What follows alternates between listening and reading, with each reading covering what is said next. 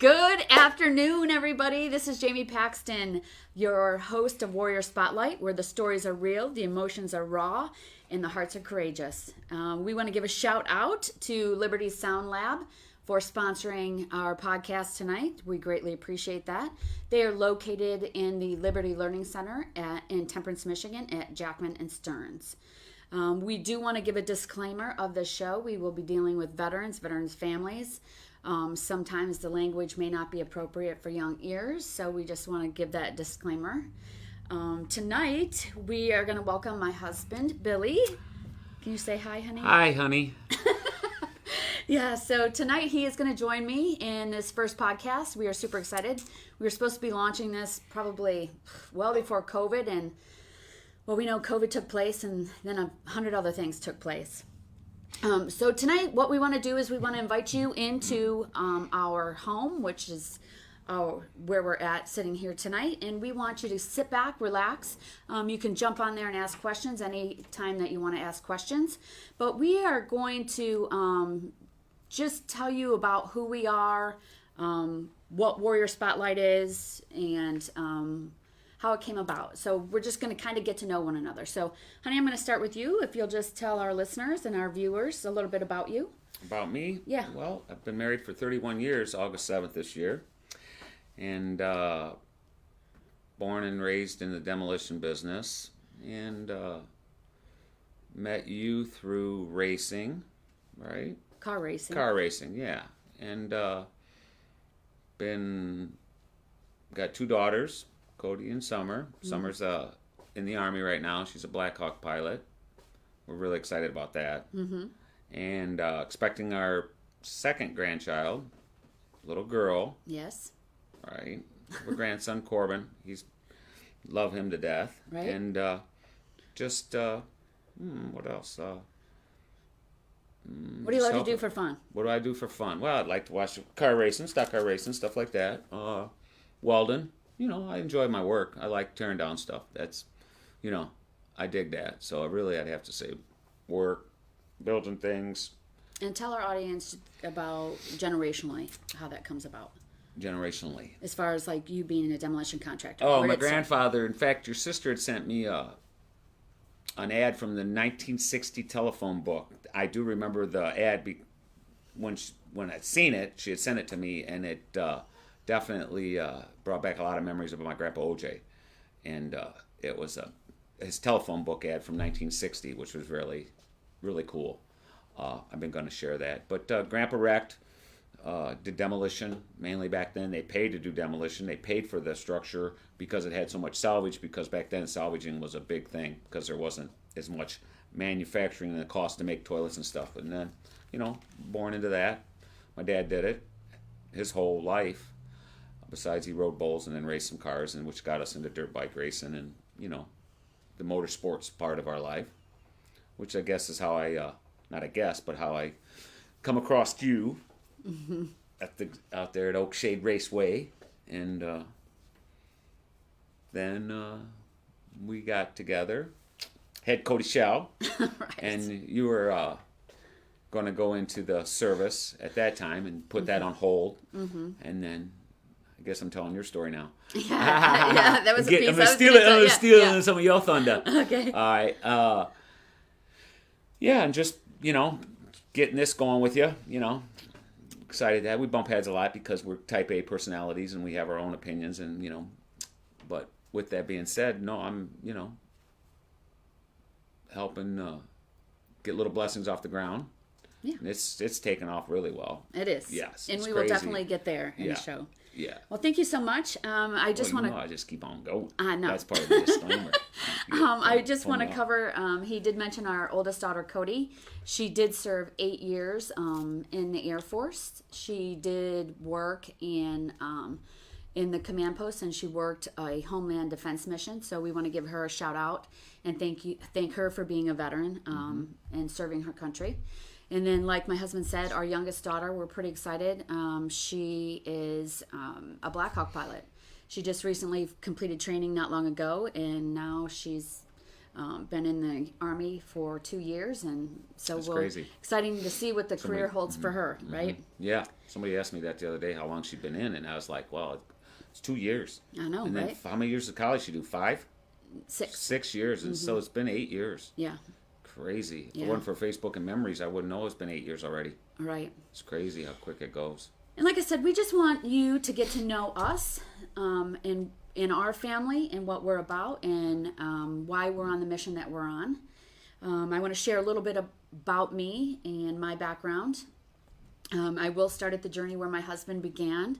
Right out of high school, I graduated and was signed up to go into the Air Force, but my handsome husband came along, and then I decided... Second best looking man in the room right now. Yes. Disclaimer there. Our technical... what is your title there, sir? You cover... Your producer. You're a producer, right. That's pretty much all of it. Anyway, sorry. That's okay. So yeah, I met him and decided that I didn't want to leave home and I wasn't ready to leave, and we ended up getting married and having a baby, and 2 years later went by and Desert Storm kicked off. And I can picture it just as clear as it happened the day I seen it on the news. I was sitting there watching it in our mobile home and just regretting every moment of not being part of Desert Storm. And so I went out and found a recruiter and enlisted. My mom didn't really think that I was going this time, but we actually got on an airplane. I left my 2-year-old daughter that time and left my husband and got on an airplane and left for basic training in San Antonio, Texas. It was a 25-year long journey for me. Through my Air Force career, I had 4 different career fields. I started out as an admin. I then went into aviation resource management. I was out at the 180th Fighter Wing here in Toledo, Ohio. And so my job as aviation resource management was really to take care of the pilots, manage their paperwork, make sure they were fit to fly, stuff like that. And then I also went into, it was called Airfield Management, and in the same genre of working in the base ops area with the fighter pilots. My job was to manage the airfield, schedule tankers, manage aircraft that came on and off the airfield. And then later in my career, I became a first sergeant and I managed people, which I have to say was one of my favorite jobs. During my whole career, I was always referenced as the mom figure throughout my career. I have had 5 overseas deployments. One of them I did serve 4 months in Iraq. People ask me all the time, or state all the time, well, at least you didn't have to serve a year. It's not really about that. I always tell them the story. A very, very good friend of mine, brother of mine, Kevin Sonenberg, who was on one of those short 4-month deployments, lost his life in Iraq. And so I'm sure his wife did not want to hear the story of, it was only 4 months. So it doesn't matter whether you're there a day or 6 months, a year, it doesn't matter. It's the experiences that we hold when we're there. Yeah. It's very true. Yeah. Yeah. I'll never forget that either. When we were where I was staying, you say that I was on the deck. Yes. At the house because you got the call, and right. Yeah, I remember. When the plane crashed. Yep, I remember. Did you just say that? You said. No, I didn't. You didn't say exactly how he lost. Yeah. But he was. Go ahead. Yeah. I'll let you tell. Oh no, that's okay.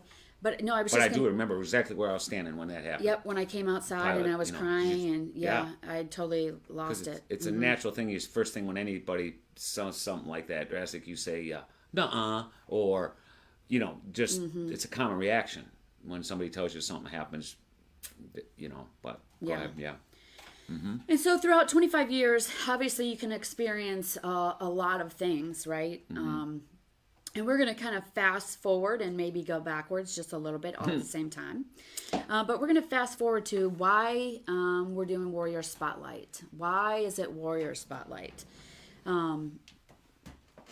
obviously today that is what we are calling the men and women that are serving today. They are warriors. They are serving 1, 2, 3, 4 tours sometimes in Afghanistan, Iraq. They have to repeatedly go back. Not only are they suffering, their families are suffering. So they definitely are warriors. Beyond veterans at this point, they are warriors. I retired in 2017, and when I retired, I went through a standard out-processing procedure. But I really wasn't given any tools as to what my civilian life was going to look like. I didn't really have too many plans. I knew I was going to be part of Duke Farm and help them build that and get that established, with some goals in the future of starting our nonprofit.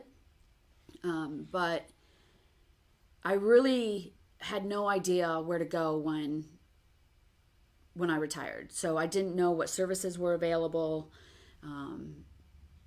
And this is the part where I go back. So when you come home from deployments, right, you go through this line, and it's like an in-processing line. You're sitting on an airplane. You've been traveling for, sometimes days to get back home. And there's all these resources that wait for you immediately upon when you're home. Well, at the end of those resources is typically your family that's waiting there, right? And you care more about your family than you do the resources that are sitting on that table. And that's exactly what happened to me. So the resource of the VA was sitting at one of those tables when I came home from Iraq. I had 5 years from the time that I came home from that deployment to enroll into the VA as a lifetime member. That was something that I really cared more about my family than I did anything at those tables, and I missed that opportunity. So when I got out of the military, I started helping Debbie and Roy build Duke Farms. And I was struggling quite a bit, and I didn't really know why I was struggling. I knew I was having a lot of anger issues. I just knew there was something wrong, and I just wasn't sure quite what was going on. I do have the ability. I was really good when I was in service to look up regulations and stuff like that. So I was Googling one day, and I did find a resource that President Trump did put in to legislation, that a year after, immediately upon you leaving the military, you get 1 year of VA services for free. They have recognized that transitioning is a major component to some of these struggles. 65% of veterans either quit or get fired within their first 2 years of employment, based upon this transitioning struggle. And so after a while, my anger just became explosive. I like to reference stuff as code blacks. My husband can witness. Code blacks. Why do you say it like that? Code blacks mean like I was so mad I would see black. Not red. Not red, just black. Right. Oh, okay. And because like red, I got you. Yeah. Nope. And code black. Code black. Mm-hmm. And it didn't matter who it was. And at the time, my mom was ill, and she was living with us. We just brought her into our home to live with us, and so there was a lot on my plate and a lot in this new transitioning space of what we were doing. And the anger was definitely out of control. I felt legitimately like I was losing my mind. And so I went and I sought some help through the VA resources. And I went through that whole process of getting in process through the VA and being able to use some of those resources. But there's so much more than just the VA. They are a good resource. I will always be an advocate for the VA. I am 90% disabled through the VA. So we specifically live on our disability, or on my disability, through the VA. But I just struggled with finding additional resources. And so I had my sister, I called her one night and I said, I have this idea. Will you help me formulate this letter? I want to write it to the social media. I want to write it to all the local media stations, and I want them to see if they would put me on like a segment. So on Channel 13, they have like Ask the Expert. Mm-hmm. They might bring on like an attorney or a fitness person, right? Mm-hmm. And so I thought, well, how great would it be is if we came up with some resources to share, local resources, right? That veterans could have locally, right?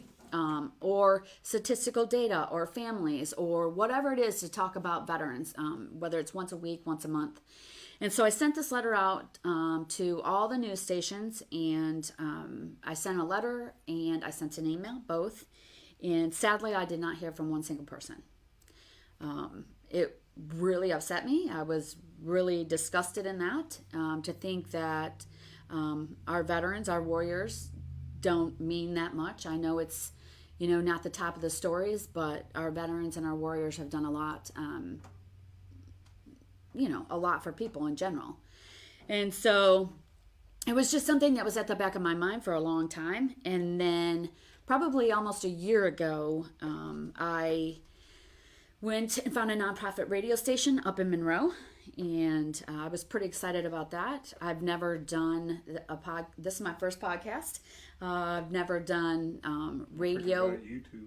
I'm sorry? Don't forget about YouTube. Oh, YouTube, yes. We are going to be putting it on YouTube.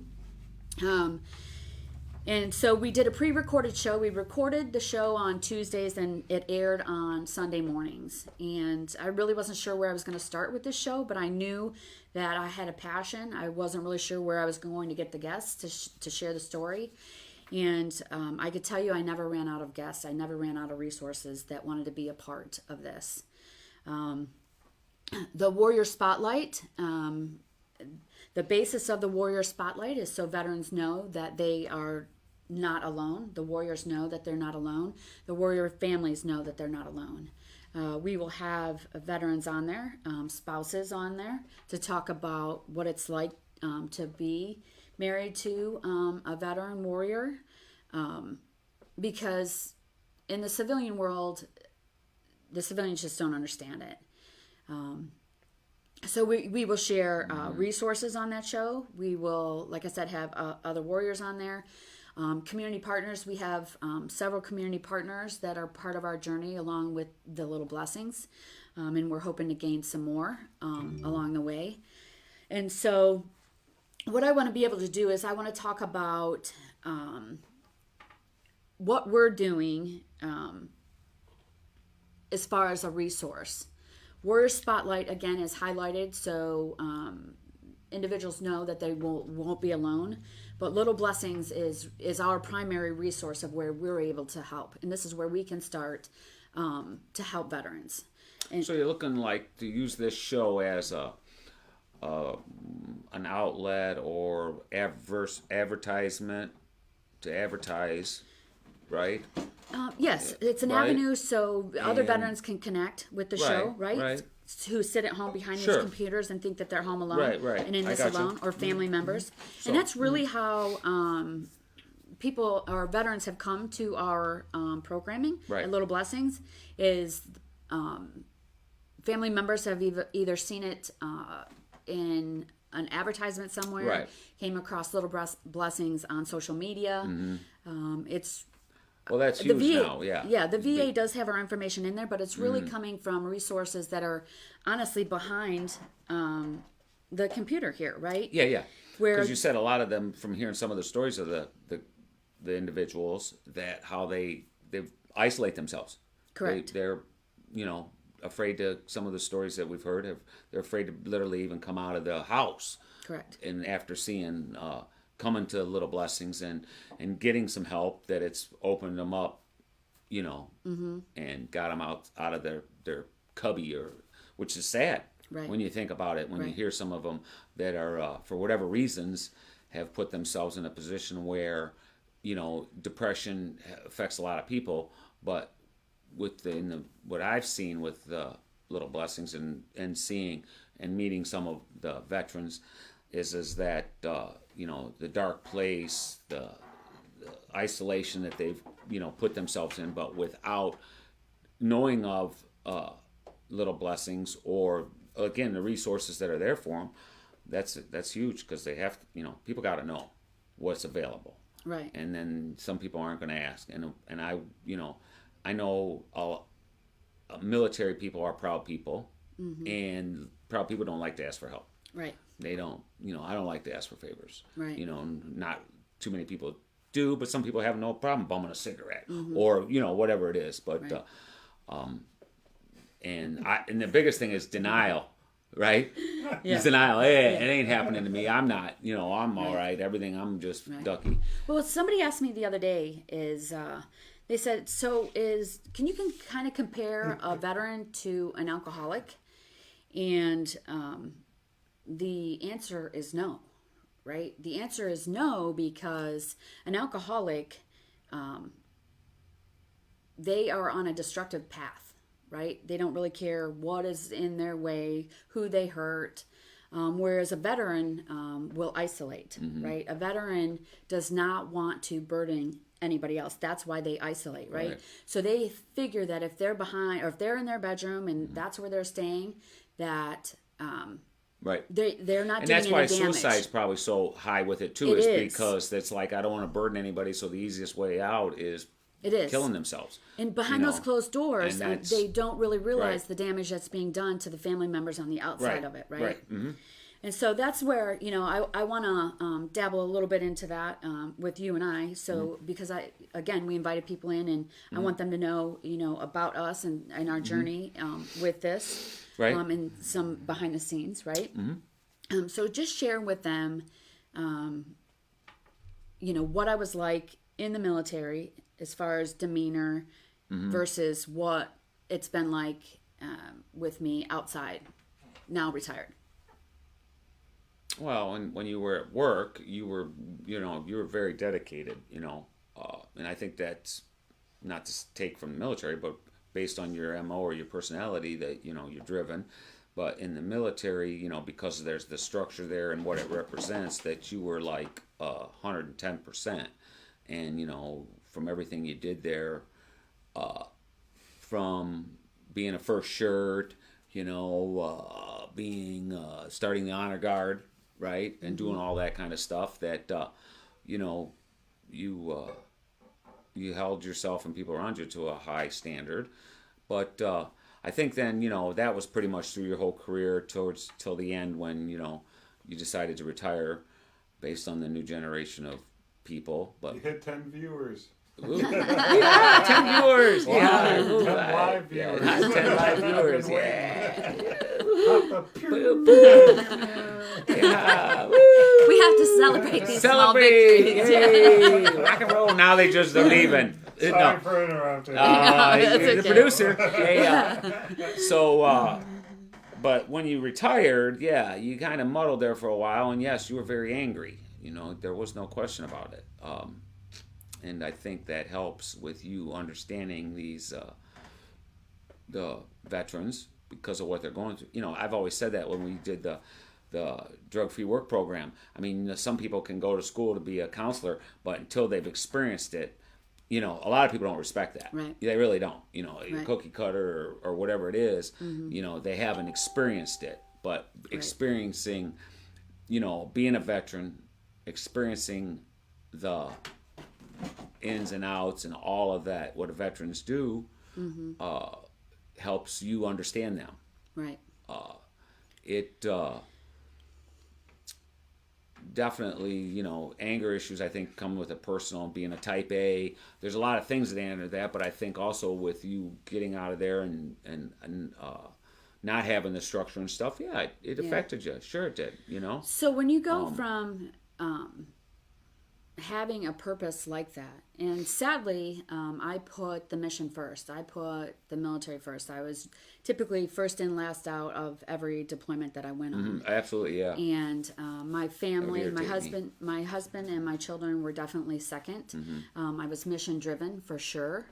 I can remember coming home from deployments and not even taking off my boots and starting to clean the house, and because it just wasn't done good enough, right? Right. And those are all things that I look back on. I didn't see them while I was forward focusing, right? Of really how crappy that was, right? Because you were at home with the girls trying to do the best that you could do, right? And so that really wasn't fair of me to come home and do the things that I've done, right? But then because I was so mission driven, and one of the proudest moments of my career is when I was in the honor guard, and when I would hand that flag to a widow, I am representing the country when I hand that flag to that widow. And there was no greater honor than that. And so when I got out and I was at the barn, there was nothing that was filling that void. There was nothing that was filling that purpose. I did not have a purpose that was bigger than myself. And that's what the military is to those of us who choose it mission first, right? Is that that's what we're about, right? We want to serve something bigger than ourselves. Right. And when you get out, it's a struggle not to do that, right? And so, but... well, yeah, I'm sure there's nothing that compares to it. Yeah, right. And so we want to share, we started talking about it a little bit. We want to share Little Blessings. Little Blessings, Veteran and Community Outreach, is our nonprofit that we started. I retired in 2017. In 2018, I remember my husband and I both had our little hand on the button pushing it to launch our nonprofit. And I was kind of scared. I didn't know what to do with that. And then it sat for about a year, and then really in 2019 is when we started launching it. And I want to share that as a resource with you guys tonight. What we do with Little Blessings is we warrior equine empowerment, warrior wellness, and we have a warrior community. And so we have a 5-phase equine assisted therapy program. It is almost 50 weeks long, and it's 5 phases. And each phase is very intentional through the process of what you go through. Before I kind of highlight some of that, people always say, how do you get the veterans connected, right? So when a veteran wants to get connected with this resource, right, we invite them to the space that they're in. We invite them to see the space. We don't start telling them about the program. We don't tell them any of that kind of stuff, right? We invite them to see the space to see if they like the space that they're in.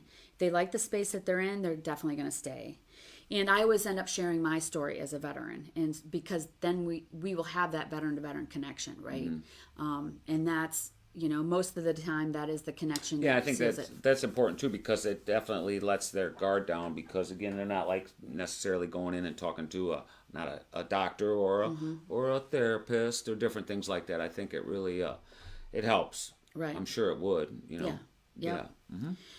So phase 1 of our program, we ride in phase 1. You get on a horse in just a bareback saddle pad, and that phase is strictly about the rhythmic motion of the horse. So people say, well, can't veterans learn to be in quiet spaces in yoga or meditation? And the brain just moves too fast. The veterans' brains, the warriors' brains are very fast forward moving.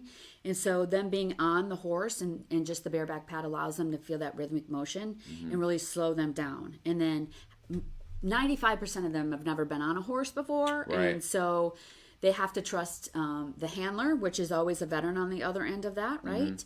And they have to trust that we are putting them in a safe space. So when they are on that horse, they're really thinking about that movement of the horse. Their brain isn't shifting all over the place, right? They're focusing on, because they don't even have stirrups to hang on to in that phase, right? And it's very quiet. There's no talking in that phase. And so we're just leading them around in this very quiet space. So after a period of probably 3 or 4 weeks, the veteran learns that the space around them is a very safe space for them to be at, right? And usually by then they get pretty comfortable on the horse. And so we will put a bridle on the horse, and we'll allow them to ride around it at their own leisure. Now, what phase is this? This is phase 1. Phase 1, the very beginning. Yeah. So there's not the groundwork that's... No, this is phase 1, just to slow them down, put them in a safe space, and to get them to focus. And then phase 2 is where we have our licensed mental health. And phase 2 is where we submerge the veterans into a herd of horses, where they really look at the struggles of what they've sought out this therapy for, right? Whether it could be anger issues, whether it could be transitioning into the civilian sector, trying to work with coworkers, family dynamics. It doesn't matter what it is, right? And so that phase 1 has already slowed their brain down and taught them to be in the moment, which shifts them perfectly into phase 2, right? Because now they are surrounded in a safe environment, which they're very familiar with. They're surrounded with people that they already know, right? Right. And so they can really start at getting into the meat and potatoes of what they're there for, right? And that's for 10 weeks as well. Mm-hmm. And so we ask them to go out and let's say it's anger, right? We will, not me, I'm one of the equine specialists, but our licensed mental health will ask them to go out and look at what anger looks like to them, how they see anger in their life, right? Mm-hmm. And so they'll go out there, and they very well could, and the therapist will come back in, maybe 20, 30 minutes and do a check-in and ask them how they're doing, what they see. And they very well could say something, well, I'm frustrated, or this horse looks like it's mad. And so the therapist, because there's very minimal talking, will just repeat those questions back to the client, right? They will say, well, what does frustration look like? What does mad look like, right? And so you have to dig a little deeper. Where like in traditional therapy, for me, sitting in a VA office, they would say, if I said I was frustrated, they would go, okay, well, here's this, and this solution, right? Mm-hmm. And so Right. We're not giving them solutions. They have to figure out the solutions for themselves, right? Mm-hmm. And then over a period of a few weeks, they realize that those horses are mirroring their own emotions, whether it's anger, whether it's anxiety, whether it's sad, trauma, no matter what it is, those horses are mirroring their emotions, and they see themselves through those horses, and it's pretty powerful, right? Mm-hmm. They realize that angry horse that they were talking about is really themselves. Right. And so now they're learning how to approach that horse in a different fashion, right? Mm-hmm. Or allowing that horse to approach them in a different fashion. And then phase 3 is a trauma-based therapy. We will have our Mary Beth, our trauma-based therapist, on here. She does EMDR. It is an eye movement desensitization reprocessing. I don't want to talk. Say it all again. Yeah, I don't want to talk specifically about that. I'm I'm just going to leave it that it's at trauma therapy, right? Yeah. Okay. And so because I want Mary Beth to explain it, I don't want to half-heartedly explain what that is. Mm-hmm. I want Mary Beth to be able to explain that on a show. Mm-hmm. And then phase 4 is where we talk about pressure. So if anybody knows horses work off of pressure, right? You can move your body motion in a very fast, assertive way, right? And you can get the horse to move in a faster pattern. Well, how that looks like when we put the veteran in a round pen with that horse, right? Is their body gets excited. Their body experiences that the energy, the higher energy to get that horse to move, right? Right. And then in order to get that horse to slow down, you have to slow your body down and your energy down, right? Mm-hmm. And so what works so great about that is the clients not only feel it, but they see it as well. They see it happening, right? And in phase 4 is really where they learn the approach of being able to be around civilians, right? And interact with civilians, and for them to be approachable, or to approach people, right? Because some people, veterans will say, I don't like civilians, right? Mm-hmm. And I'm not saying all veterans. I want to be very clear when I say that. I'm just saying a majority of the veterans that have been around this program and me would state that they don't like civilians, right? Mm-hmm. And where that stems from is there's a lack of communication. There's a lack of communication and understanding of the language that we speak, right? Mm-hmm. And so, and I'll say that vice versa with the civilians, right? Right. Yeah. And so the civilians don't understand us. They don't really know how to communicate with us, right? Mm-hmm. They always want to say, so did you kill anybody? Right. That's the first question that they want to ask. And, what'd you see? For the most part, that's not the question that you want to ask, right? And so... no, I'm about to. You're about to? No, that's what you say back to him. Oh. About to kill somebody. Yeah. He says you're about to. Yeah. So it's really just a lack of communication. Yeah. But you can see that. Yeah. Mm-hmm. But I gave that statistic earlier of that 65% that struggles, right? Or either gets fired or quits within that first 2 years, right? Mm. So we have community partners. Everdry, graciously, Ken Rusk, the owner of Everdry, has come on board with our program, and he has veterans that work for him. So in phase 4, these veterans, through 50 weeks, probably 40 weeks of therapy, right, are ready to be submerged into the civilian sector now, right? They have some tools, constructive tools that can make them healthier into the civilian sector, right? Yes. Because typically when you say like on a job app, and the person says they worked in the military, it's a plus because they've had some discipline, structure and so forth. But now, because some people are maybe reluctant to hire them because they hear that they have baggage or issues, where now that this helps them with the coping, because it helps them just be a better person too. Yeah, and their lack of communication can really be meaning on both sides, right? So like you just said, if somebody puts down, yes, I've been in the service, right? People will automatically think, oh my gosh, this is so great. They have so much structure, right? Right. So in the military, there's two colors. There's black and there's white. There's no such thing as gray in the military, right? And so people are either being told what to do or you're telling people what to do. So if you're getting somebody out of the military who is an amazing worker, right? But has for years and years and years been told what to do, and you have them in an environment and you think because they've come out of a structured environment that they have all these self-motivation skills, right? They don't have that. No. You lead them in the direction, you tell them what you want them to do, and they will do it. But until that, they don't have that, right? And then that's where lies some of that frustration, because they don't really know what the veteran that they're hiring, right? Right. And I can so, see that. Yeah. And then on the flip side, right? Whatever, right? Yeah. On the flip side, we have warriors that walk around all the time, right? If they're not missing a body limb, heaven forbid, with the warriors that are, right? Right. That it's a mental You don't see injury, right? Right. And so people just think you're normal, right? You're 30 years old, you just got out of the service, thank you for your service, this is great.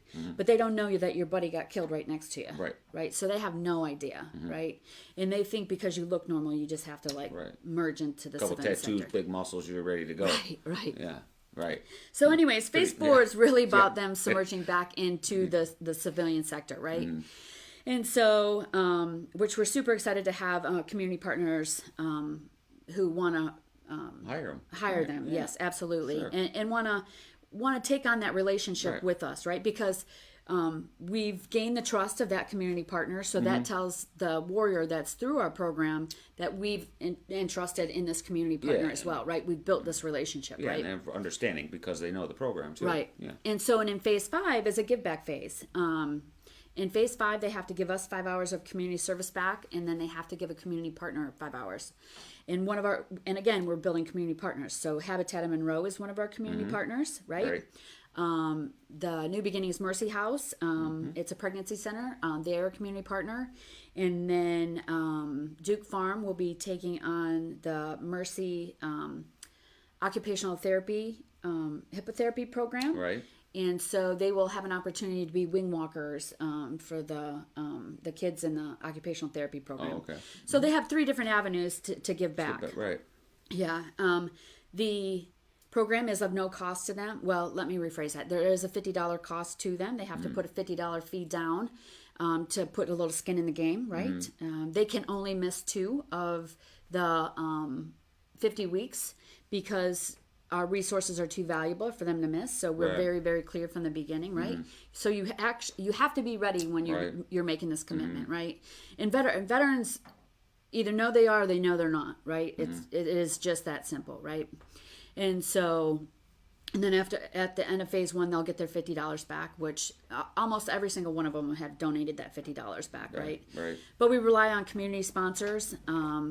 We do want to give a shout out to Mercy Healthcare, because they were what got this program going. Right. We received a $70,000 grant from Mercy Healthcare, $35,000 over 2 years. We are working on that second year of that grant funding, which got our team certified in the Agala model, and then it is also paid for the warriors that are in our program to be going through our program so far. So that is kind of like a synopsis of one phase that we do with the equine empowerment. I want to talk about warrior wellness. Some of the things that we offer for warrior wellness. We do. We have veterans that want to give back and civilians that want to give back. And so from time to time, we offer massage therapy for them.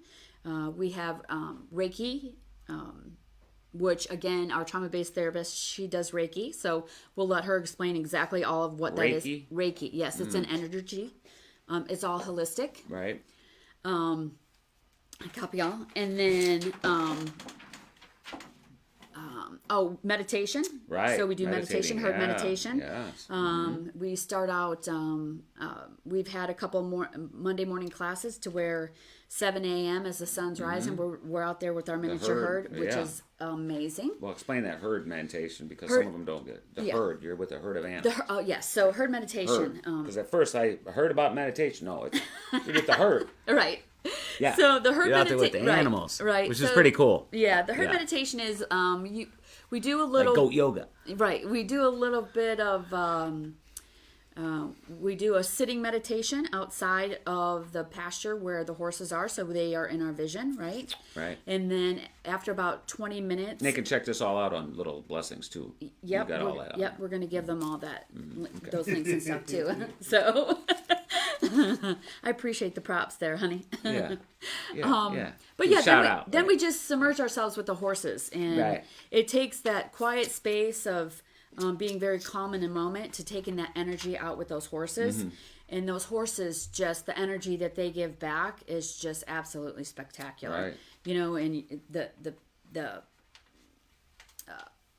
I want to call it like the scenic view, the serene, or right? No, it is. Right. It's definitely. Yeah, the farm is just such an amazing space to be at. That and it's it's very calming, and like you say, it's a serene. Not only just the atmosphere, but all part of it, and you can see how it's definitely. Because at first I wasn't. When you said herd like that, you think of herd meditation. Well, what is that? Yeah. But it's with the herd of animals, and they're just eating, and it is pretty cool. Right. Yes. Right. Well, it's very cool. And so we'll put all the links out there for our Little Blessings page, so you can see the things that we're doing with our wellness community. And then we're going to talk about our warrior community, and what that looks like is we are very much so about the entire family. We are building a space right now. My husband is helping immensely in this project. We are creating a garden space, and it's really more like an oasis than it is a garden space. Yeah. So it's taking it more than every aspect of it has been intentionally thought through. So we have a beach, a sand beach fire pit area, because people heal in different methods. Right. So there's the sand and the touch and the texture of the sand. Pretty cool. Yep. Then we have a bamboo wind chime that hangs there, so it's not a metal ting; it's a softer noise when the wind chimes. Right. Okay. We have hammocks that surround that fire pit area. And then we have garden boxes. We have a couple community garden boxes, which we have veterans that are not able to participate in the garden space, right?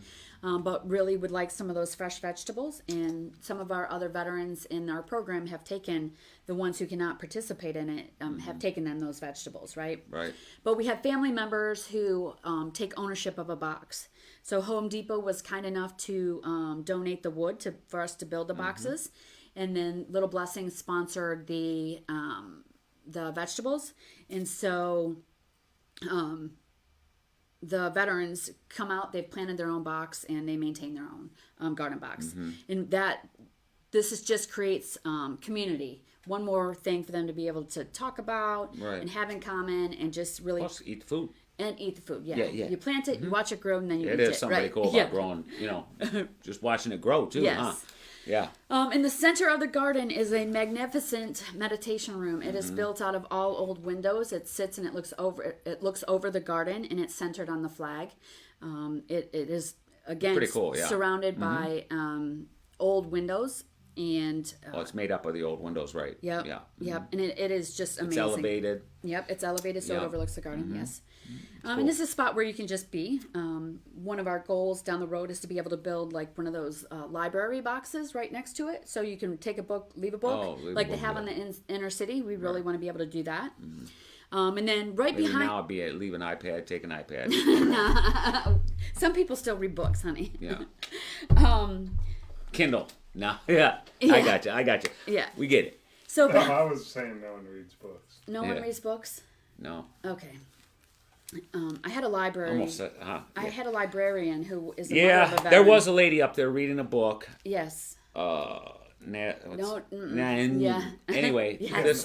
this veteran lady was up there reading a book in the hammock, which was pretty freaking cool because she was just chilled out, laid back, reading the book, and then to hear her enjoying her space and then understanding what the program has done for the individuals that you hear that are in that, as we said in the beginning, stuck, just picture in a, when it comes to me, I pictured in a basement, even though it might just be a dark room, whether it's an iPad or what. And like you said, to hear that they couldn't even take hugs and what the program has done to them now, where they literally are out in a garden box receiving and giving hugs, and all that's truly a blessing. And it is crazy because that you can't put a price on that. Right. I mean, that's what this whole program's about. Right. That's what you're trying to highlight here and what you are doing. Right. But it is just it's a shame that more people can't, that aren't and I know, one step at a time.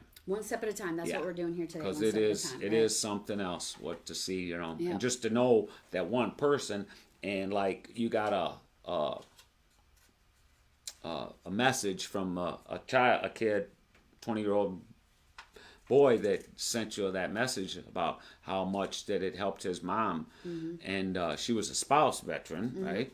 And that's all amazing stuff. It is. It's really crazy. It just And that's why Little Blessings is made up of really three components that make it work, right? Because it's not just the equine program, right? It's not just the wellness, and it's not just the community. It's whatever makes that veteran feel safe in that space, right? Whatever makes them happy. Sherry says nothing like a paper book in hand. Okay, thank you, Sherry. Yeah. Oh yes, I like it. Sherry Wachowski. Yep. Yeah. She's a volunteer out. She is an Army mother. Okay. Giving a shout out to Sherry. Thank you, Sherry. Yeah. She's definitely found this space to be quite amazing as well. Right. That's cool.